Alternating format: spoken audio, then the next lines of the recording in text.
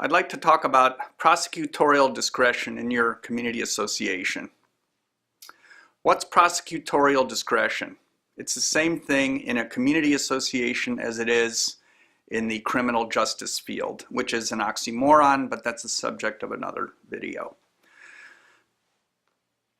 Frequently, I will get demands from owners or their lawyers which say something like, if the association doesn't act to prevent the owner of or the tenant in unit so-and-so from doing whatever they're alleged to be doing. In fact, I did a blog on this, or was featured in a blog. An owner was complaining about a crying baby. So the owner's lawyer demanded that the association do something about it.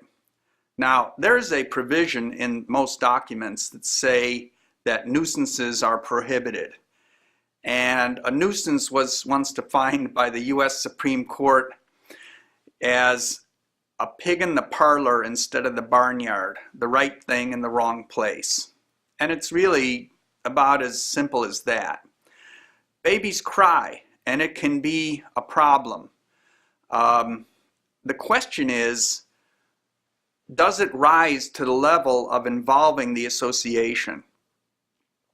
Now, let's understand that everybody wants somebody else to pay for what they want done.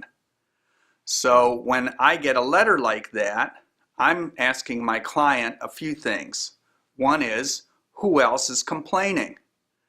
Because you don't want to have a situation where one owner is highly sensitive to whatever it is, and one owner is alleged to be in violation, and you are stepping in to either be the sword or shield on behalf of one owner.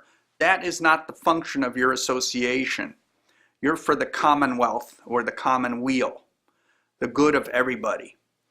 So when you've got situations where there's a question about whether it is appropriate to exercise the powers of the association, I think it's important that you consider playing what I call the baseball rule. And that's 3 strikes and you're out. I can understand if one person's complaining and no one else is. That's pretty likely a owner versus owner situation, and you need to exercise your discretion and say, we understand your problem, but you have rights. We recommend that you go to your own lawyer and do what you have to do. And you know what? If they do something to the association, it just happens. You can't do anything about it.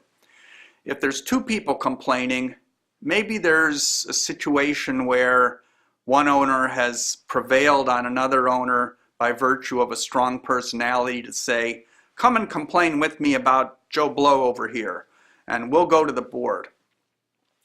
It's unlikely, though, that you're going to have 3 people complaining unless it really is a common problem. The documents for every community give owners the right to enforce the restrictions.